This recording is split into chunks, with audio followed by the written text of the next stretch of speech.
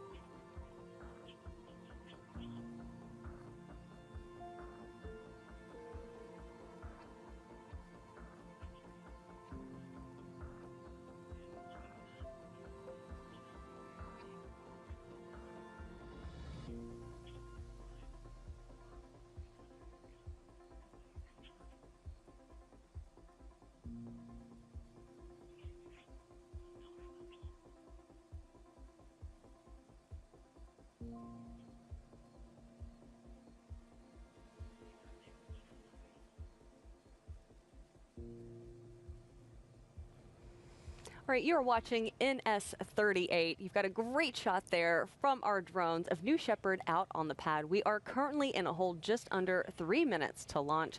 Now, one thing I want to chat with you about, Matt, is that New Shepard has incredible windows. I mean, these are some of the largest windows ever flown in space, designed to give our astronauts that incredible panoramic look down at Earth. Tell us a little bit more about how those kind of compare to the Mercury capsule windows. Yeah, you're actually getting a chance on your screen right now to see a bit of the side-by-side comparison between those New Shepard windows and those Mercury capsule windows. Totally different perspective looking out those amazingly large windows that we have. One of the things that we get feedback from the astronauts about as well is that it's not just one window. When you look out across the capsule and you can look through multiple windows, you get to see the entire panorama of the Earth and space. And so we find that most of our astronauts do tend to spend that time looking out their window, looking at space, looking at the Earth, but also just one quick glance across the capsule and they can see an amazing view that you can't see anywhere else. Matt, you've been with the New Shepard program quite a long time, and I know you've had a chance to chat with some of our astronauts who have taken these flights. What did they say about what it's like for them to look out those windows and then take those images back with them mentally after their flight? You know, I think one of the most insightful pieces of feedback that we get from our astronauts is that the view of Earth is amazing and that thin little blue line of atmosphere is really indescribable. But the one thing that surprised me the most is that the astronauts talk about the blackness of space in contrast. That it's truly a shade of black that nobody has yet been able to put words to. And so while they're excited to look down and see the Earth and see what's below them, it provides an amazing contrast and perspective seeing that against that black darkness of space. Yeah, I've heard that many a times where you see, this ball, this little blue ball that everything and everyone you love is in this space. It is this beacon of life in our atmosphere, in our solar system, and our atmosphere is what really just keeps everything together, and going beyond that is just such an incredible experience. So if you're just joining us, you are watching NS-38. We are at a hold just under 3 minutes until launch. We're going to toss it back over to the rocket and be back with you shortly.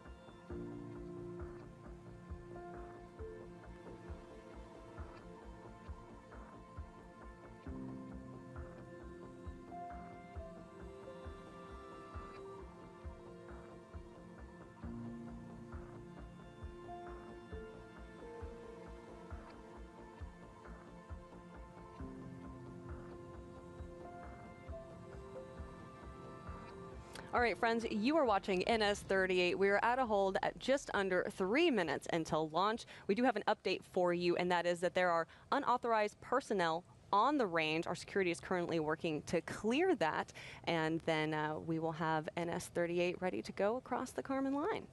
And at this point in the countdown, the vehicle, the ground systems, they're in a stable configuration while we wait for that to take place. And once that's resolved, we'll look to get back into our countdown.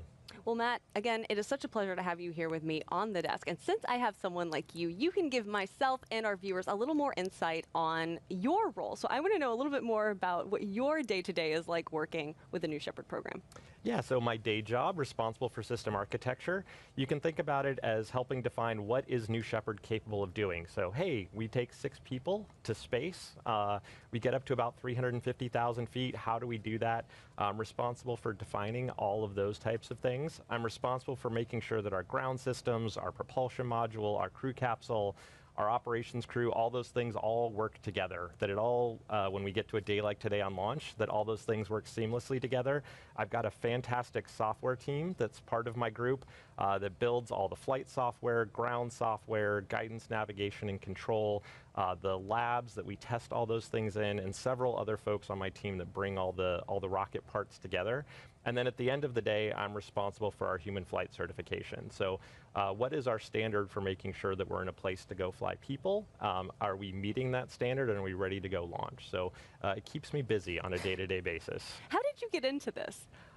Great question. I've had the opportunity to work on launch vehicles my entire career, so whether it's been sending probes to Mars, to Pluto, to the moon, and then the opportunity to come here at Blue, one of the things that I've found is that I am just truly passionate about human spaceflight. The opportunity to see the impact that this experience has on people and to be able to broaden that perspective to so many folks that otherwise wouldn't have the chance means New Shepard is the best job in the world. Where did that passion come from? What lit that fire for you? So one of the things I truly appreciate is the history of spaceflight, right? So we just looked at those Mercury windows, and you think about Alan Shepard, John Glenn, all those folks, and just what it was like for those first people to go to space. Right. And you see the expansion of that through the Apollo program. There's a reason why 50 years later, we still talk about those moon landings, right? And so excited that we're going to be going back to the moon and making those same types of memories for another generation. And so to be able to carry that legacy of technical achievement and on impact on humanity forward into this next generation, it's a fantastic opportunity to do that. I want you to know, Matt, that if anyone else was sitting next to me and we were talking about you, every single person would talk about what just an incredible human you are to work with and how knowledgeable you are. When I first came to Blue, you and I got to set up a one-on-one. We had an hour, and you took me through the vehicle, the history, I mean, everything. Our own Joel Eby, he was like, hey, you got to talk to Matt. He's going to get you squared away so you know everything about New Shepard. And I did. I walked away from that conversation just like enthralled with everything that this program does. But you also, as we mentioned, get to work with Laura Stiles, who is, of course, a part of the crew of NS-38. Tell me a little bit about Laura's role. Yeah, so on a day-to-day basis in Laura's role, she's responsible for the operations team. And so that means personnel like our booster controllers responsible for our countdown we're getting through today, capsule controllers, ground controllers. She has an entire training team. Days like today don't happen without the fantastic training that Matt Loomis and the rest of our training team puts the crew through for simulations to understand, hey, we run into a hold. How do we all respond? Are we all ready for those types of situations? Works with our flight directors, so the folks making the ultimate decisions on day of launch. She's responsible for managing that entire team, not just to get ready for every launch, but how we evolve it, how we make it better. I think that's one of the things that I truly appreciate about being on New Shepard, is that we're always looking to improve. Today being our 38th launch, it's been amazing to see the growth in the team since my first launch, which was our 7th, over the last 30 launches here to get us to a day like today. If Laura watches this webcast back after her launch, what is one thing that you want to say to her, that you want her to hear from you directly? I think one of the things that I hope she knows is just how excited everybody at Blue is that she is getting to have this experience. As I've talked with folks, you know, it's a very special privilege to get a chance to go, and everybody is like, oh, I'm glad it's Laura. Yeah. Laura, the way that she interacts with the team, the way that she cares about people, the way that she approaches every situation with humility, and how she fills in whatever needs to get done. That's one of the great things about Laura. When I got the opportunity to train as a pretend astronaut, I still have the memories of her coming, rushing through the desert, running to make sure, like, are you guys okay, as we were pretending to, you know, have landed, right? And so just the passion and energy that she brings to everything, I hope everybody knows that. For our viewers who might be like, what do you mean pretend astronaut? Do you want to describe that?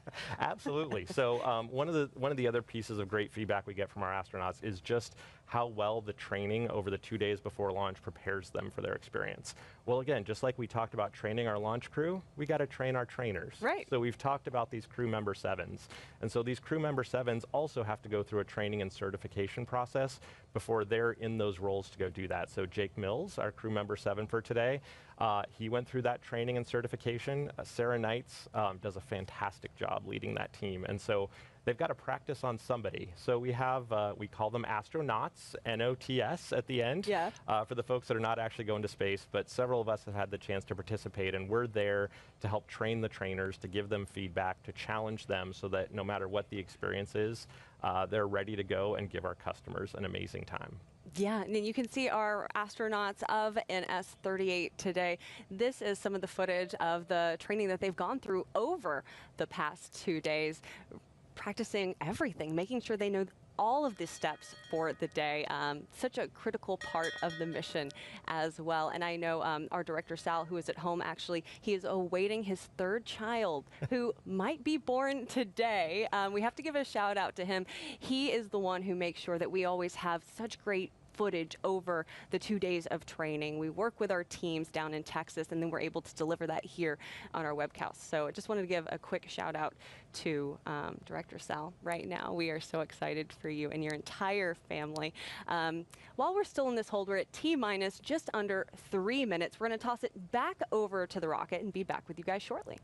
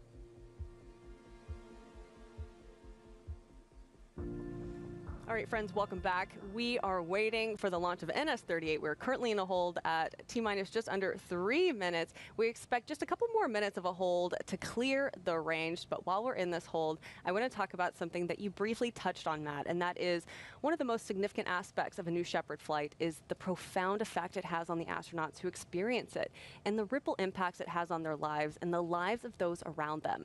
This transformative experience is often referred to as the overview effect. Yeah, so the overview effect is really a cognitive shift reported by many astronauts who have viewed Earth from space.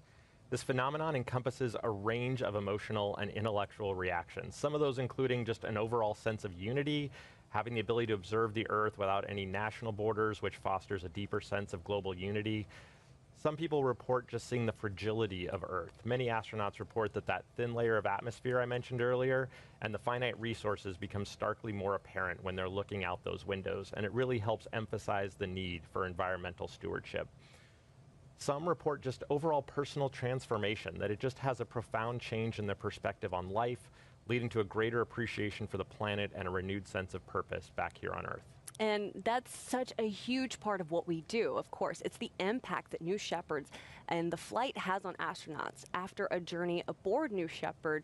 It's just more than a physical adventure. It's really a journey of self-discovery and profound insight. the experience, it often leads to like this heightened sense of awareness, like this greater consciousness of global issues such as climate change, poverty, and conflict. There's also this sense of inspirational leadership. Like many of the astronauts return with, I guess what you call like a renewed mission to contribute positively to society, often becoming advocates for space exploration and environmental causes. And then, you know, finally, there's like this emotional reconnaissance, like seeing, as you mentioned, like this beauty and this fragility of Earth from space that can really evoke a powerful emotion, leading to a deeper connection with the planet.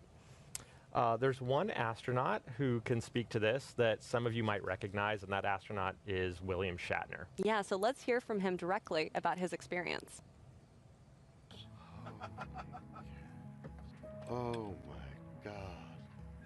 Oh, wow. I can't believe this. Everybody in the world needs to see. There is Mother Earth and comfort, but what you see is black. Oh, God. I hope I never recover from this. I hope that I can maintain what I feel now. I don't want to lose it. What you have given me is the most profound experience I can imagine. I'm so filled with emotion about what just happened. Jeez. Oh my God. It was unbelievable. Oh, I'm telling you. Just a profound effect. All right, so we're T-minus just under 2 minutes until NS-38 takes to the skies across the Kármán line. And right now, the vehicle's going through a series of bit checks. Yeah, now that we're back into the terminal count sequence, you can see the bridge retracting right there. We've retracted the sunshades, and that gets it out of the way for the vehicle to fly by at launch. And then these built-in tests go through and look at key systems like the aft fins, like the thrust vector control, make sure that we get through all of our slews of those systems, get to our limits, and that we've got a healthy vehicle before we fly. That's it. So as those checks are going on, we're going to toss it over to the rocket so you can listen in to the voice of mission control on these built-in tests.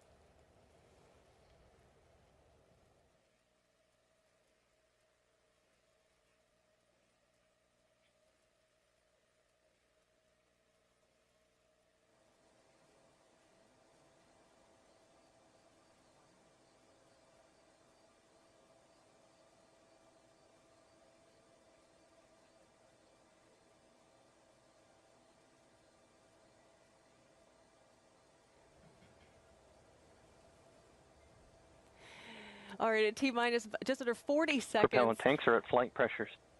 You can hear that the propellant tanks Switch are to in the onboard green helium. zone.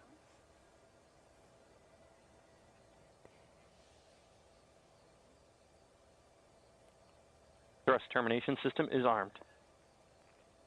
T-minus 25 seconds. All right, it is time to launch this rocket.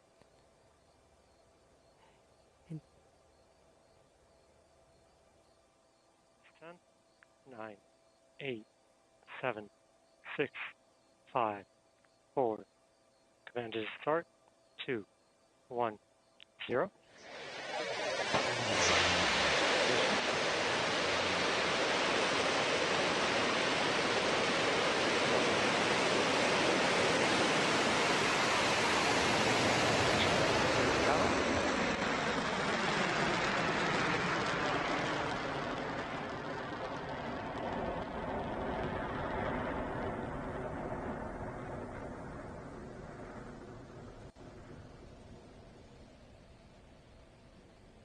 feet.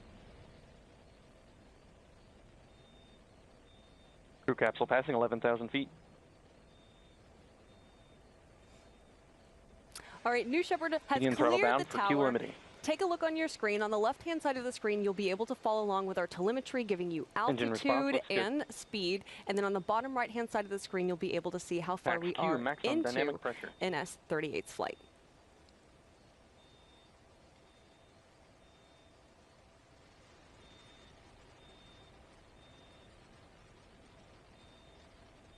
Mach 1 vehicle is supersonic. Engine back to full throttle. Chamber pressures look good.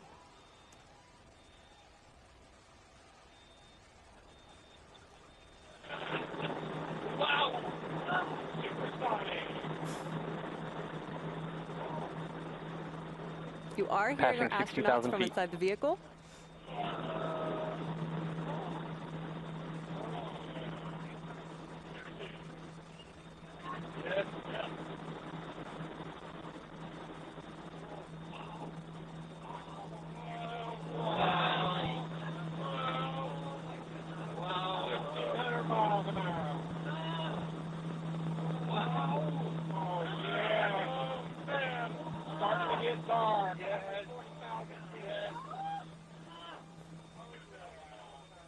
Astronauts experiencing max ascent Gs.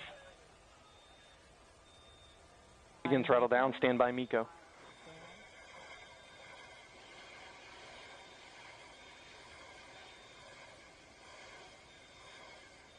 MECO confirmed. MECO is main engine cutoff. Stand by separation. Stand by.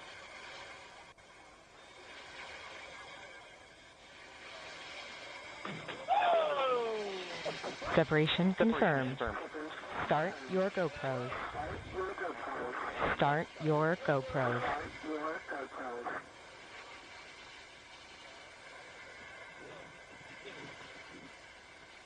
You'll notice the telemetry graphics have split. Capsule body rates look good. One for the booster, one for the capsule to follow their respective journeys.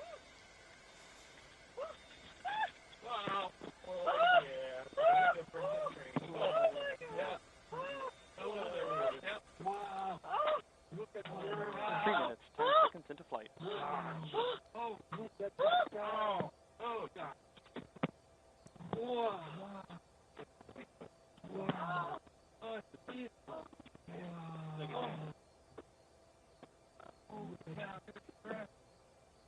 Capsule has passed the Kármán line.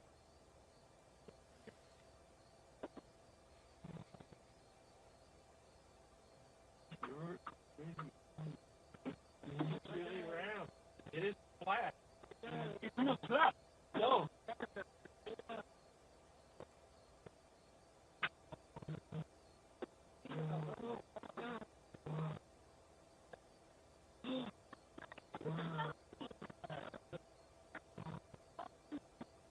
I can see the moon. Capsule apogee at 350,000 feet.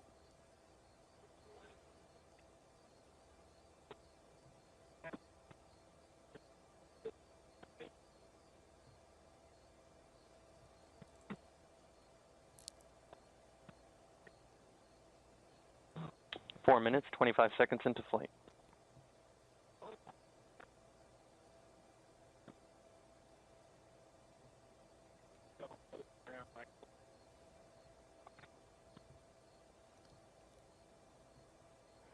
Despite the clouds, we've got a nice long-range shot of the capsule and the booster. 1 minute warning.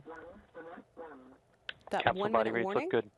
is for our astronauts, knowing that they have 1 minute before they need to get back and buckled into their seats to return to Earth. Booster descending past 300,000 feet.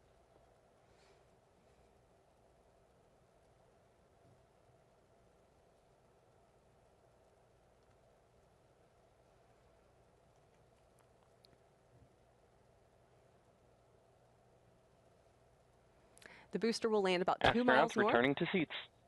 of where liftoff was.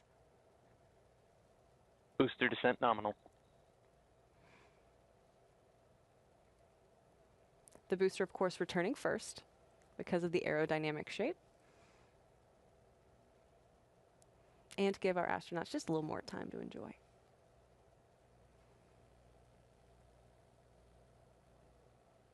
Booster forward fins deployed.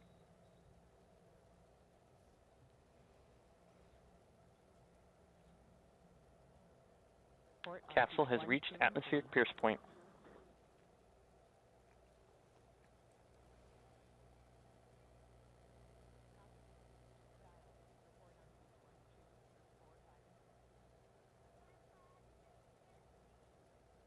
You were taking a look from a camera on our booster, pointed back down towards West Texas. Astronauts experiencing max G. Just over 6 minutes into NS-38. New Shepard's 38th launch.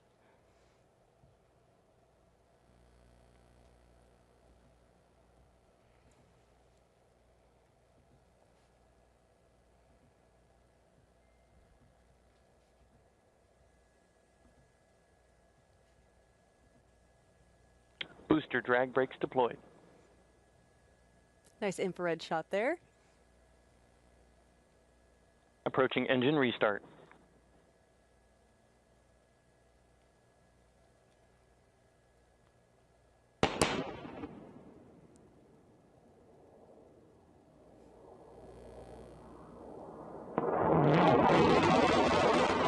Engine restart. Landing legs deployed.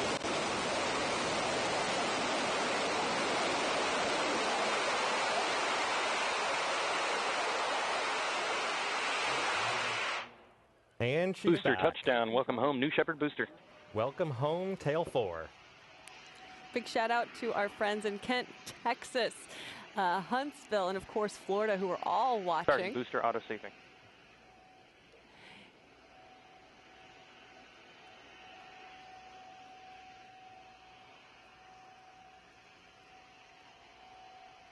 A little bit of a cloudy day out in West Texas as the cold front is moving in, but a beautiful shot of Tail 4 coming back into land. Again, 2 miles north from the launch pad.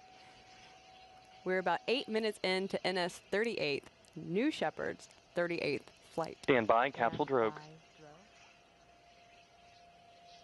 We are looking to require a picture, there it is, of the capsule. Capsule drogue deployment. Stand by mains. Capsule mains deployed.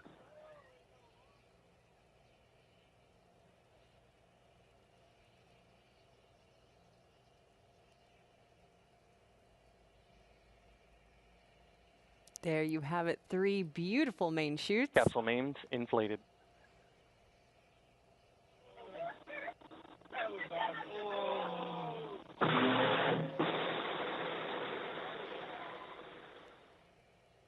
I know those shots out in space are incredible to see with your own eyes, but Capsule I tell body you, rates look good.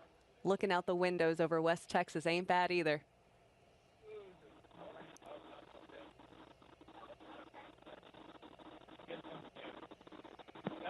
Control, we're getting a thumbs down from Melbourne. Capsule landing zone is within expected range limits. Blue Control copies.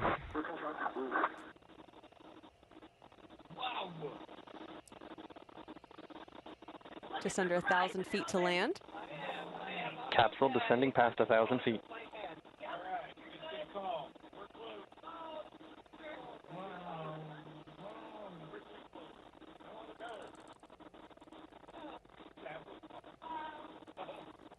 TDS enabled.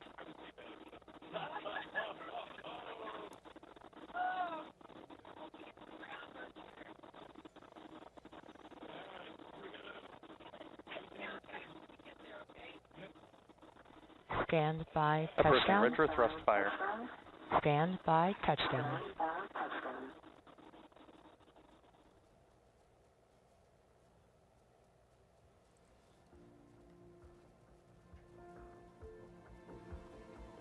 Capsule touchdown. Welcome home, NS-38. Welcome home above and beyond. A great touchdown there. The retro thrust system doing exactly what it's meant to do, puffing up that West Texas dust and slowing down the capsule to about 1 mile or 2 before landing.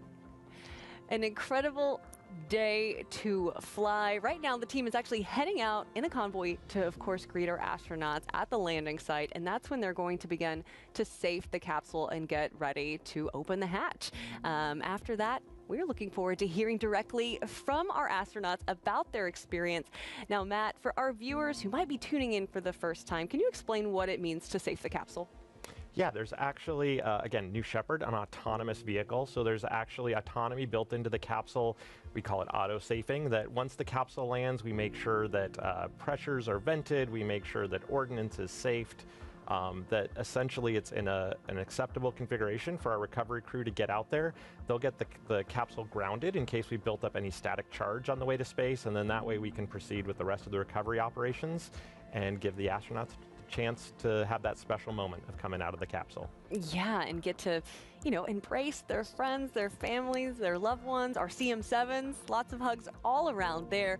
Let's also take a moment and talk about, you know, something that you can give a lot of insight on while we wait for crew egress, and that is how New Shepard is foundational to kind of everything we do here at Blue. Yeah, I talked a little bit earlier about why I love working on New Shepard and it being a human spaceflight program, and I think fundamentally Blue is a human spaceflight company, right? And New Shepard is really that first step.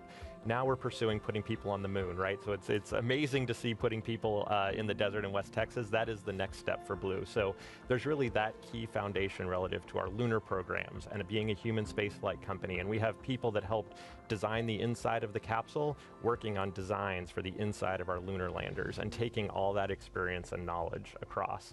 We talked earlier about reusability, just foundational to what we do here at Blue, about bringing down the cost of space and putting reusability into our launch vehicle systems. And so that whole idea of the second New Shepard booster landed, the second New Glenn booster landed. And for those that watch closely, those landing maneuvers looked pretty similar between the NS2 and NG2.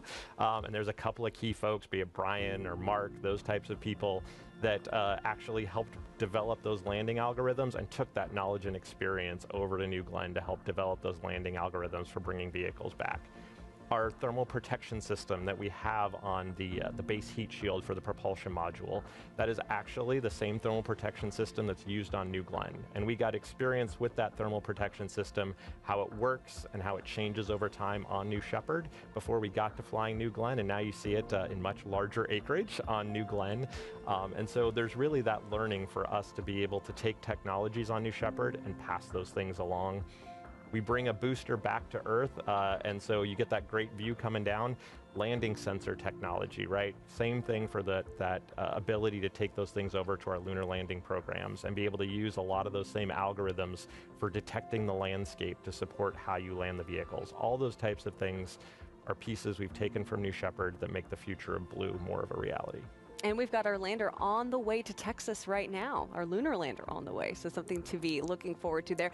If you take a look on your screens, you're going to notice we've got those Rivians going out to meet our crew to save the capsule. But while we wait for capsule egress, let's just take a moment and talk about the impact of this experience. So we've talked about how a flight on New Shepard doesn't just take you to space, it changes the trajectory of your life. And to show you what that looks like, let's hear directly from astronaut Katya Echazarreta as she shares, how her New Shepard mission changed her life.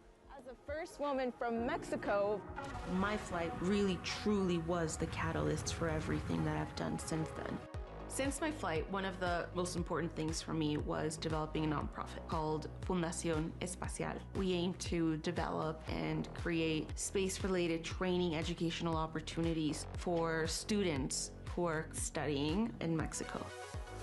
I have met with 2 Mexican presidents. We've been able to work on the development of a plan for aerospace in Mexico moving forward. I truly think that the work that we are doing is changing a country. You think you understand what it's like to live a day until you leave this planet, until you see the blackness of space or the blue of our atmosphere, and that's like being born again. So really a transformative experience for her. Again, you are currently tuned in to NS-38. We are currently waiting for egress. You can see the capsule there in the desert, and our crew, there they are in those Rivians, heading out to save the capsule, which means we have just a little bit of time. And in this time, we get to talk about one of my favorite parts of Blue, and that is our nonprofit Club for the Future, which is focused on inspiring the next generation through space.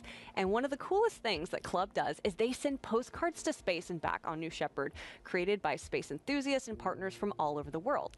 Now, today's NS-38 mission is carrying more than 20,000 postcards beyond Earth, including personal messages that represent, who we are and what dreams are and the dreams that individuals have for the future. So just like we've done on past missions, today's astronaut crew created their own postcards to take with them to space. Every time we fly astronauts, each crew member designs a postcard, something that's really personal to them and makes their journey beyond Earth special. Let's take a look at those postcards. Yeah, this is kind of foundational to the experience. Having something like this that you make, something creative that you take with you to space and you bring back. This is something also I know that you've done and your kids have done as well. Yeah, absolutely. So you can see their postcards there. You got to decide, do you want crayons? Do you want colored pencils? There's so many decisions Sharpies. to make. Exactly. But yeah, my kids have made postcards. They've taken them to space. I was able to bring my son's middle school robotics team for a tour of Blue. They all made postcards. It was amazing to be able to get them on the rocket, bring them back to them, and just seeing, even the teachers' reactions of like, I get a chance to participate in this, and it really connects people with the mission of what we're doing here at Blue. Yeah, you get to send something to space, and there's many ways to do this. This is something that anyone and everyone can do. We also have a really cool, I like this feature as well. It is a digital postcard tool that makes it super easy. There's Laura with her postcard. You can send your artwork to space, and if you want to do that and you're like, this is definitely something I want to do, or I know someone who wants to do, go over to draw.clubforfuture.org. This is really a great partnership because Club for the Future is all about inspiring and mobilizing future generations to pursue their careers in STEAM, be it science, technology, engineering, arts, and math, and doing that all for the benefit of Earth.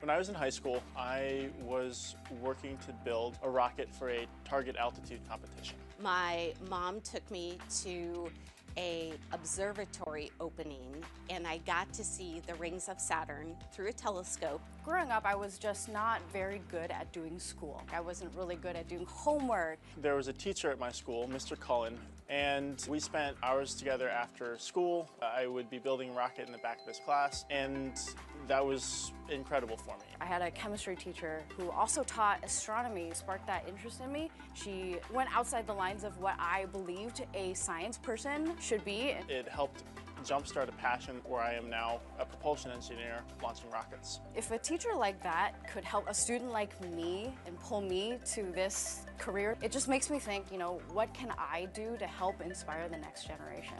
And that was life-changing for me. And that's what Club for the Future is really all about. Club for the Future! At Club for the Future, our mission is clear: to inspire and mobilize future generations to pursue careers in STEAM, science, technology, engineering, arts, and math, and all for the benefit of Earth. We're here to create meaningful experiences that spark curiosity and ignite passion. We're teaming up with educators to make learning an adventure by creating space-based lessons for K-12 students. If we want to see millions of people living and working in space, space should look like all the populations of Earth. Our goal is to make learning about space more accessible for all. So we've joined with others to reach underrepresented students and underserved communities. But it's not just about what happens in your classroom. As Blue Origin's Club ambassadors, we're here to share our expertise and inspire students through speaking opportunities, events, and mentorship. Also, with our Postcards to Space program, kids can connect with the vastness of space and the future of our planet. Draw your vision of the future or write any message you want on a postcard and we'll launch it to space and back on a New Shepard rocket. Your postcard will be stamped, flown to space, and returned to you as a unique keepsake. So let's go! Let's dream big, reach high, and build a future where the possibilities, they're as endless as the stars.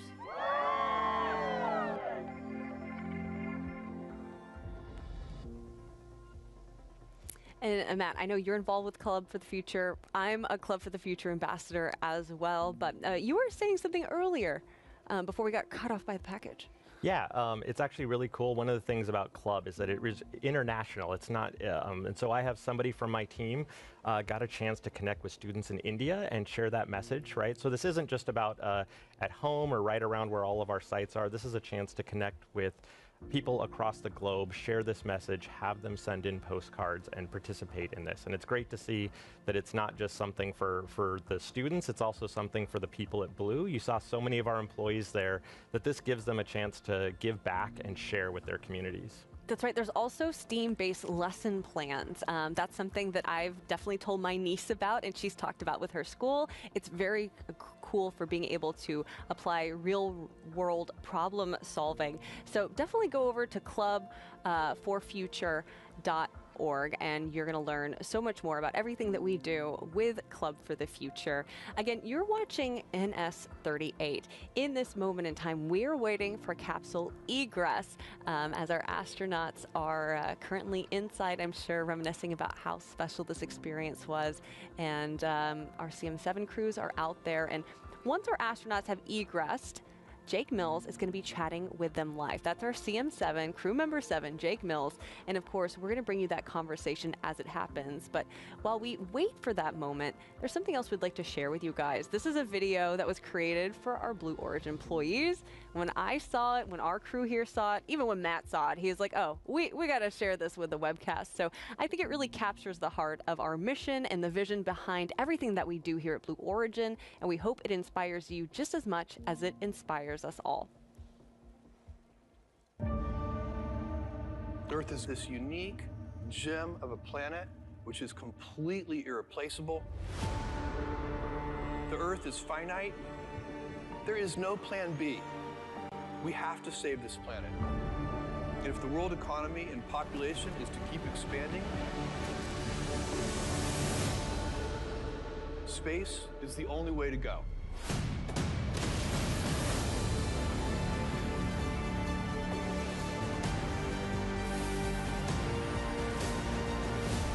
If we move out into the solar system, we have unlimited resources. We can have 1 trillion humans in the solar system, which means we'd have 1,000 Mozarts and 1,000 Einsteins. This would be an incredible civilization. And it's this generation's job to build that road to space so that the future generations can unleash their creativity. We're going to build a road to space, and then amazing things will happen.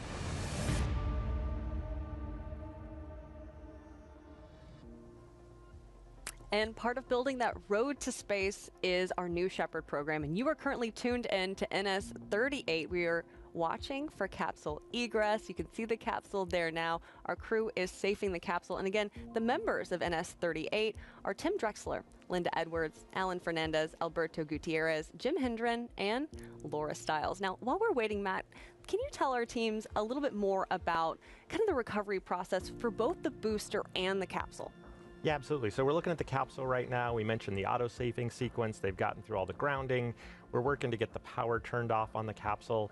The astronauts are getting that special moment to just share inside before we get the hatch open. And while all that's happening off camera, our recovery vehicle, our HEMIT, is heading out there. And once we're done with all the activities at the capsule, it'll get the capsule up on the bed of that HEMIT and drive it back to the hangar. That's what we call the building that we process all of our capsules in. And going on just a couple miles away at the landing pad for the propulsion module right now, it has its own auto-safing sequence. So it's going through, just like the capsule did, all of those steps to get it in a safe condition for what we call our red team, and a great ground crew that gets out to the propulsion module, gets commodities hooked back up to it, gets it in a place where we can start to offload the residual propellants. We can go through what's called inerting, which is where we make sure that there's no propellants left in the tanks, and we can proceed into the rest of the PM recovery operations. Matt, can you also explain a little bit more about how we know where the capsule is going to land? Yeah, absolutely. So we have a lot of simulations. Again, we talked about those guidance, navigation, and control folks. And so we have an entire simulation that takes into account what the wind profile looks like on the way to space, what it looks like on the way back down. And they run those simulation models and then give us basically a dispersion of where the capsule might land. So that gives us a pretty good idea of where it might land. And then when we actually fly, when you're under those parachutes, you end up always somewhere in those dispersions that they give us. Yeah, it is always great to know where it is. I noticed last time I was looking, I was like, wait, there's already kind of a road out there. And they're like, yeah, because we know exactly where the capsule is going to be landing every single time. In these kind of final moments before, you know, the hatch is open and we do see the astronauts egress, again, we are waiting because we are going to hear from the astronauts themselves live. You know, what is the crew doing that we can actually see on camera? I see we've set up a table there. I know that friends and family are on their way in. Yep, so you see our parachutes there. So we've got folks staged to go and recover the parachutes. They'll be coming in another wave of people to go ahead and get those collected back to reusability, reuse all those parachutes for future flights. You see them staged there. They're going to go into the capsule. They're going to make sure that everything's cleaned up. They're going to get some of the footage that we'll get a chance to share with people later and be able to get that back and processed. And again, they're preparing for that recovery vehicle coming out, getting it hooked up to the forward portion of that capsule, getting it on the recovery vehicle to head back to the hangar. You can see our crews there waving to our astronauts that are inside the capsule right now. Again, the crew of NS-38 is Tim Drexler, Linda Edwards, Alan Fernandez, Alberto Gutierrez, Jim Hendren, and Laura Stiles. We're going to take a moment. We're going to toss it over to the rocket, but don't go anywhere. We're going to toss it over to the capsule, of course. Now the capsule has landed, the booster has landed separately. Toss it over while we wait for egress, where you are going to hear directly from our astronauts on how this experience is affecting them.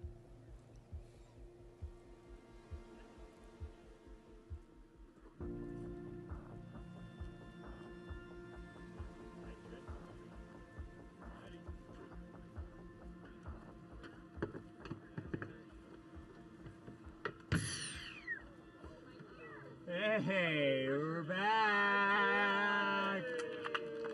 Nice job, above and beyond. Can I get you anything in here before you come out? You good? Okay. Okay, we can bring a towel or some nausea medicine or anything in if you'd like.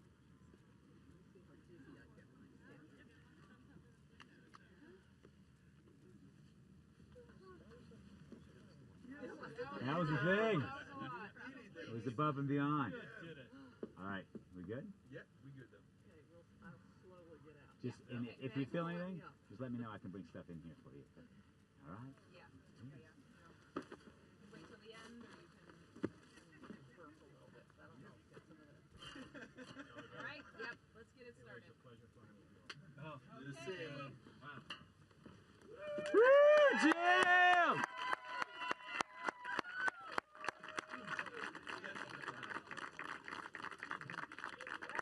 All right, Tim. Wow! Amazing. Arrow will be good. I just don't want to bend over. Okay. Yeah, you look good. I feel green, but okay. Hey, give your pose. I'm gonna take your GoPro off and do that one more time. I think it didn't work, or I hit it or something, but I was so loopy I couldn't have pictured anything, so it's okay.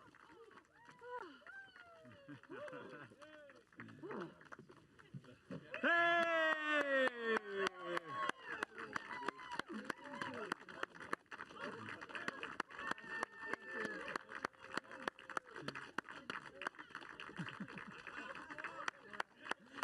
He's still there. What? Let's go. Come on. Beautiful. Thank you.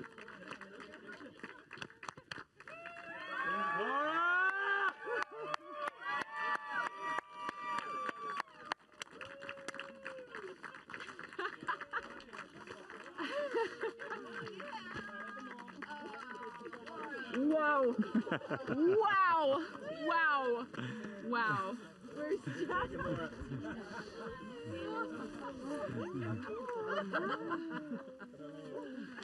Oh. Yeah. Oh. That's great lore right here, man. Oh. Oh my gosh. Wow. That's incredible. Everything you dreamed of, huh? Yeah. I mean, it's hard to. All right, guys, you are watching NS-38. We just saw our crew egress. That is the crew of Tim Drexler, Linda Edwards, Alan Fernandez, Alberto Gutierrez, Jim Hendren, and Laura Stiles. An exciting day to go up and cross the Kármán line. In any moment, there we are. We've got our live interview. The man from the moon that ignited this dream 30 years ago that just came true today. Totally. I had to wait since 1992 to have that fantastic experience. You should see the deepness, the darkness of the infinity. Then you see the earth. You feel the speed, the separation. It's wow, it's amazing. It really is wow. And how about being weightless? I went right away upside down, and you don't feel to be upside down. You feel the weightless. It pulls you up to the roof of the capsule. It's wow, exceptional. And thank you to you. Yes, thank you. Congratulations. Yes. Astronaut, Alan. Yes. I'm very proud to be one of the 100. Yeah. One of the 100. Yes. Thank you so much. Yes, thank you. Thank you. Thank you. Thank you. Thank you. And then, of course, was our Jake Mills, CM7, interviewing Alan Fernandez, as he mentioned, getting to float upside down and be excited. We have another interview coming up here. Let's go ahead and toss it back over to Jake. Well, thank you. You spent so much time in the air, both as an Air Force pilot and a civilian pilot. How did this flight compare? Nothing I've done compares with this, and I've done some, like you said, afterburners and supersonic, but nothing like this. This is unbelievable. Yeah, you're no stranger to breaking the speed of sound. No. This time you're 3 times the speed of sound. Yeah, and to my son, I would just like to say, Dad has the title again, so good luck. There it is. Congratulations. Thanks, Congratulations. All right. Thank you, guys. Jim Hendren, who is both a helo and airplane pilot. And finally, Laura Stiles. You've dedicated your whole career to making this possible for so many people and everybody that's flown on New Shepard. Yeah. What does it mean to you to go yourself today? I mean, this has been, in the 2 short days that I've known this is going to happen, just the whole gamut of emotions of, you know, why isn't it Jake? Why isn't it? There's so many people who have worked so hard for so many years with all their heart, all their soul, and I got to be there for everybody today, and it's incredible. The ride is incredible. We taught this training so many times, and it was still like, oh my God, the G's and the movement and going through the clouds and the earth against the blackness. We saw the moon. Oh, wow. Right at SEP, we saw the moon. And just things you can't have pictured or imagined what it would be like to be up there. Well, Team Blue is in full force watching you right now. Do you have any message for them? It's not the last tears they're going to see for me. Thank you so much. I'm so honored. I am feeling more love than I've ever felt in my life. And to be able to do something like that with all of these amazing coworkers and people, it's going to take a long time to process what just happened. But you guys, amazing, Laura. You guys are the Congratulations. Way to represent Team Blue. That was amazing. Thank you. Yeah. Should we find some more crew? All right. Tim. What was it? You're tearing up. I'm tearing up. I am. Oh, no, that's really special. Yeah, I mean, Laura, you were just such an incredible person. You were so deserving of this experience. And even in your interview there, just being able to share just such a raw emotion with us all on how beautiful that experience is, not just for you, but for everyone who gets to go. So we're all so honored that you flew today and get to share that with us. And for our entire crew, for all 6 of our astronauts, it has been such an honor to fly you to space today and back. Again, the crew we have is Tim Drexler, Linda Edwards, Alan Fernandez, Alberto Gutierrez, Jim Hendren, and our own Laura Stiles. And for those of you dreaming about your own adventure after those interviews, I don't see how you couldn't be. You can experience yourself. You don't have to just watch it on the webcast. Go ahead and scan the QR code on your screen. Head over to blueorigin.com and click Fly to Space. Your own journey beyond the Kármán line is waiting, and it is so much closer than you think. And if you want to hold a piece of today's launch in your hands, check out the Blue Origin shop for mission patches, gear, and more. Here's today's patch, the very one our astronauts proudly wore on their flight suits. That's right. They've got lots of good gear. Even this jacket I'm wearing, check this out. We've got stuff like this where we've got the blueprints of, there you go, of New Glenn, New Shepard, of Lunar, all that. So from all of us here at Blue Origin, for myself, Matt Donovan, and the more than 10,000 employees who make these missions possible, thank you so much for joining us. Until next time and our next launch, remember, Gradatum Ferociter.